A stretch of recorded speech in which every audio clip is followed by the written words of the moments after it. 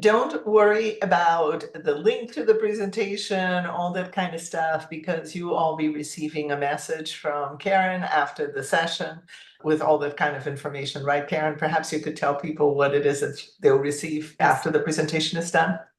So at the end, you'll receive the slides, and some more information will probably add as a benefit. And at the end of this program, you'll get the SHRM number, but I'll also send that in the email as well.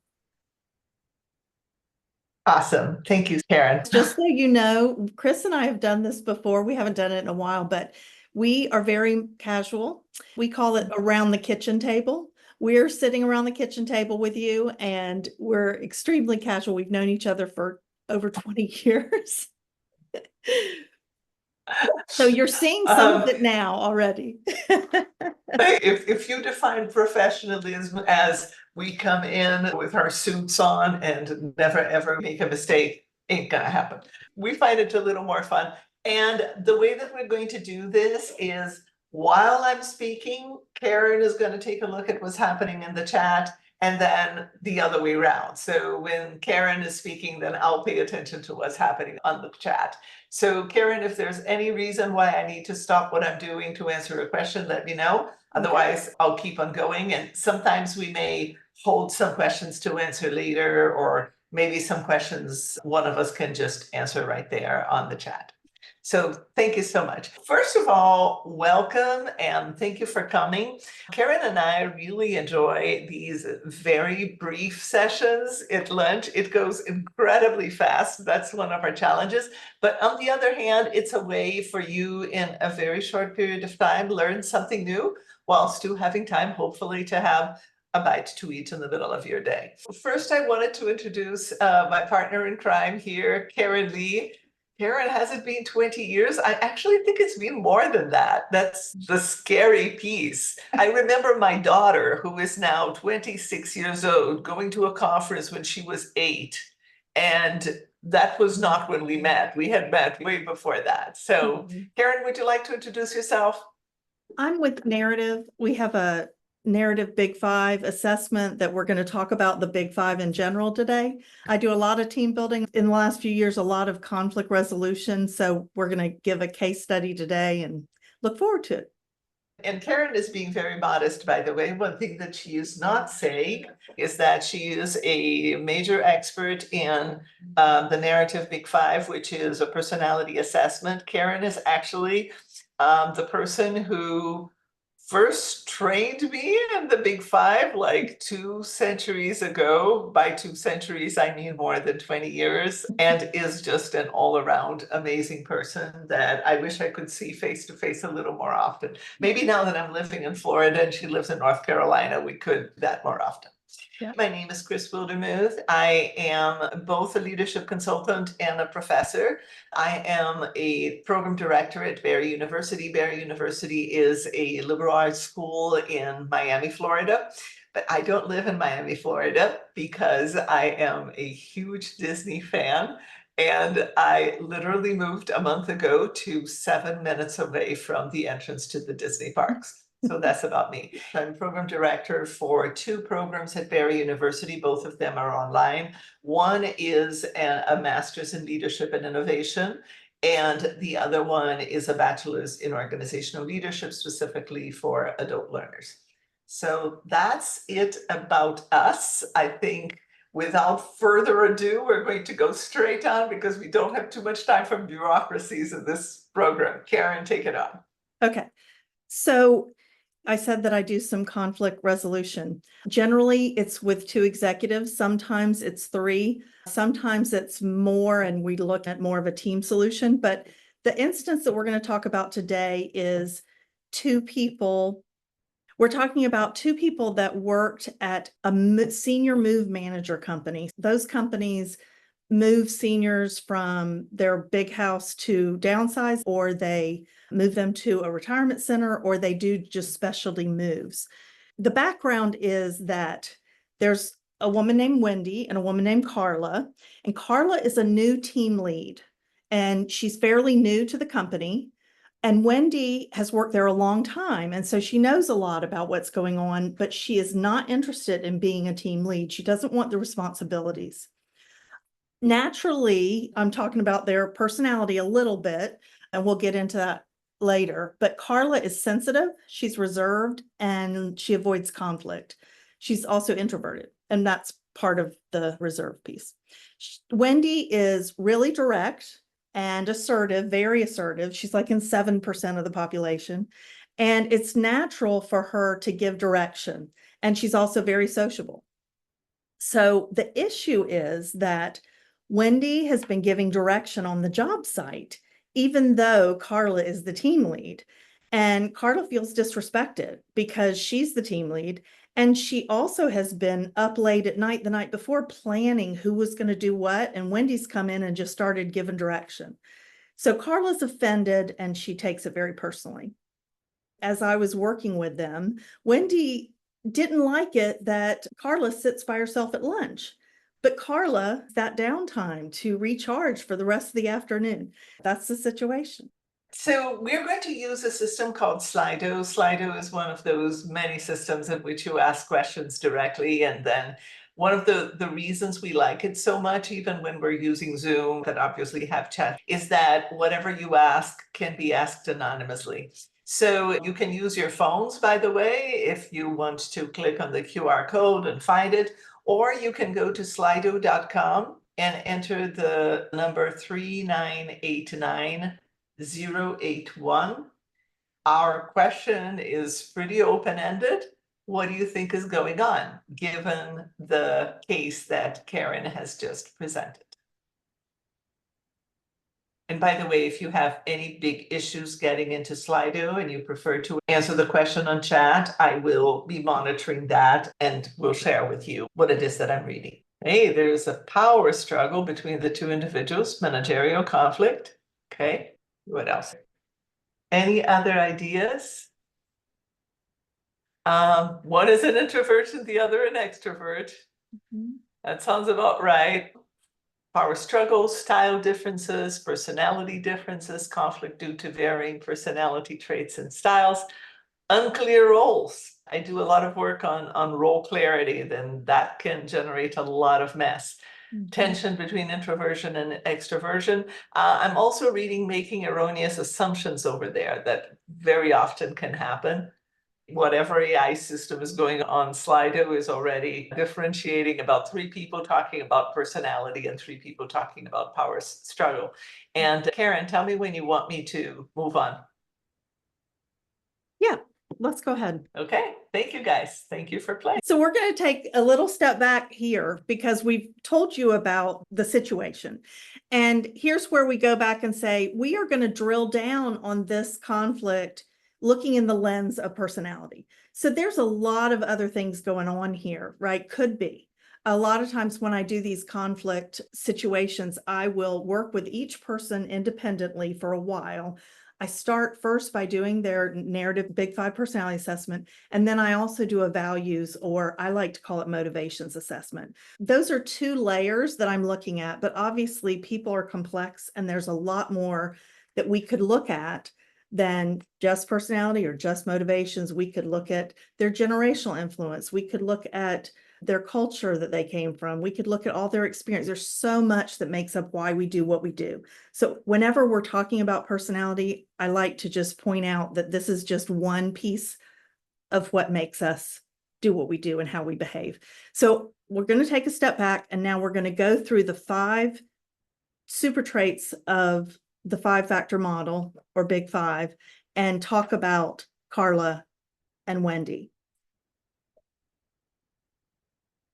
So resilience is how we deal with stress. This is a trait assessment, so all scores are shown on a continuum. Carla scores low on resilience, which means she's very reactive. She can worry, she can get frustrated easily. And it's not all bad, though. Those are her challenges that she has to deal with the stress. There's really positive things about scoring low on resilience. You tend to be very caring. You can be passionate. You're going to see the things that can go wrong, and we need those people in a business setting. So Carla is low, so she quickly can get frustrated. So Wendy scores high. She is calm and cool. Things don't faze her.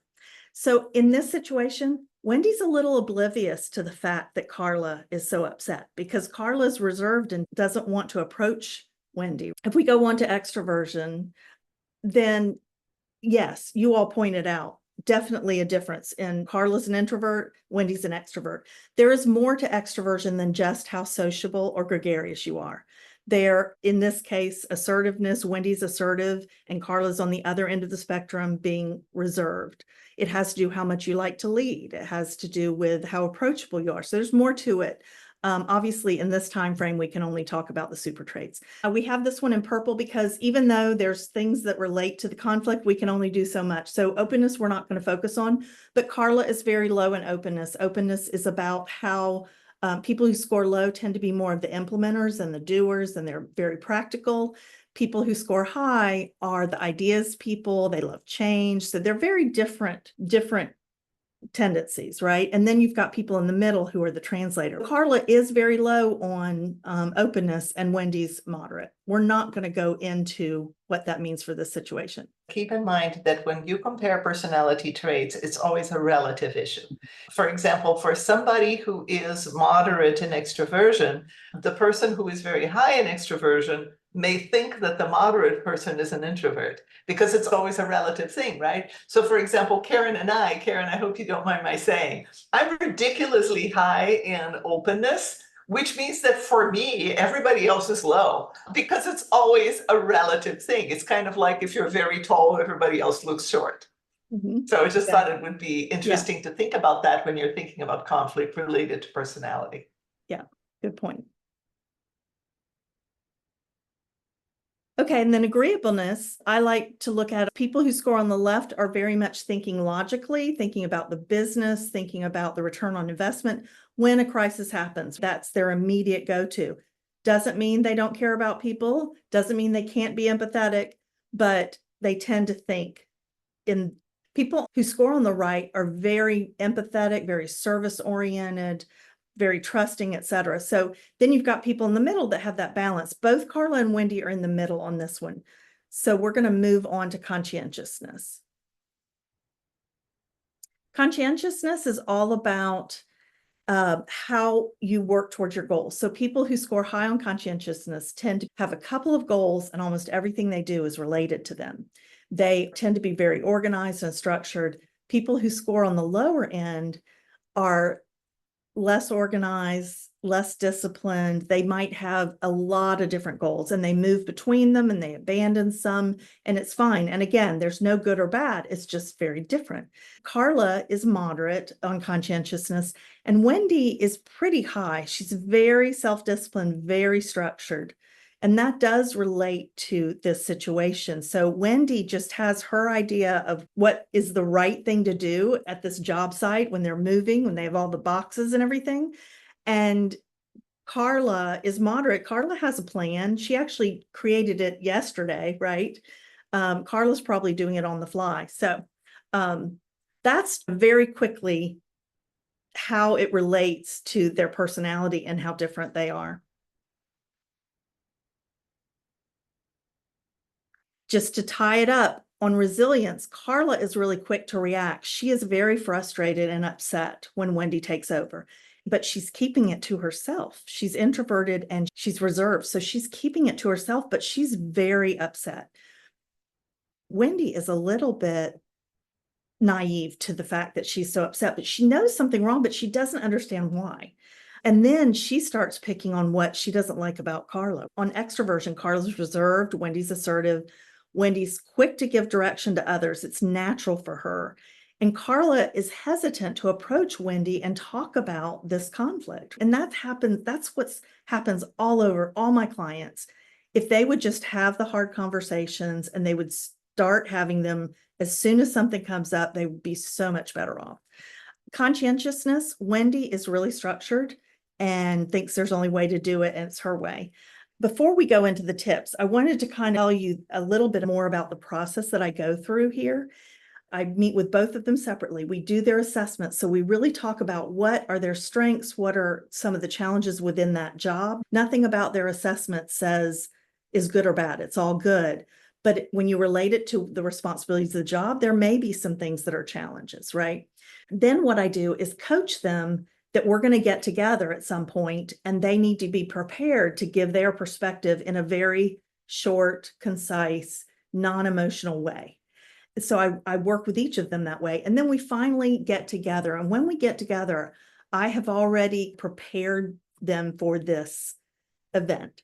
I give them each a certain amount of time, about 5 minutes or less, to give their perspectives, and there's no interruption. And I'm asking the other person to really listen and try not to react emotionally, but just listen and hear the other person's perspective. And then once we get that, and that can take down the tension quickly, because if you just understand the other person isn't trying to frustrate you, they're just behaving the way they normally do. But now I start talking about how they need to be cognizant of how the other person wants to be treated. So I'm always talking about the platinum rule, treating others the way they want to be treated. We start with an action plan. How are we going to change this going forward? How are we going to behave differently going forward? How are we going to approach each other differently when we need to? How are we going to step up and say, hey, I'm not feeling good about that interaction we had. Can we talk and have the conversation and not avoid it and keep pushing everything down? That last thing, having that meeting, giving the perspectives and getting to an action plan might be several meetings, right? And then I always do follow-ups. Okay, we can go on now, Cris. Okay, so then let's talk about the tips. We told you guys that this is going to be very fast. I want to reiterate something that Caryn said right in the beginning. Human conflict is not only about personality differences. The conflict between these two women is not only about personality differences. However, of course, personality differences really matter, especially when people don't understand what they are and they don't have a language to go around it. We wanted to share 3 specific tips. The first one is taking ownership and stopping the blame game. What very often happens when you have conflict at work is that it's the natural thing. Nobody wants to look at themselves in the mirror in the morning and say, what a horrible person I am. I really go to work and I totally annoy my colleagues. We don't want to say that. So it's much easier for us to say it's the other person. It's the other person who is misbehaving. It's the other person who really doesn't know how to work as a team. So number 1 is for people to understand that they have part of the puzzle. They are part of the problem, not on purpose, sometimes not in a conscious way, but they still have ownership of the project, the process. The next is awareness. It's incredibly important for people to have a language to talk about differences, be them cultural differences in styles and working styles and anything else, but also differences in personality traits, and understand what I was talking about before, that is always a relative issue. So it's about understanding yourself, who you are. For example, I know that I'm higher in openness than most people, so most people will think I'm out there and trying to change things too often. I need to know that about myself. But also being able to understand others and where they may be coming from. And then the last one is stretching. One thing that I very often say to my grad students when I'm teaching a class on personality, human personalities and leadership, is personality is a tendency, not an obligation.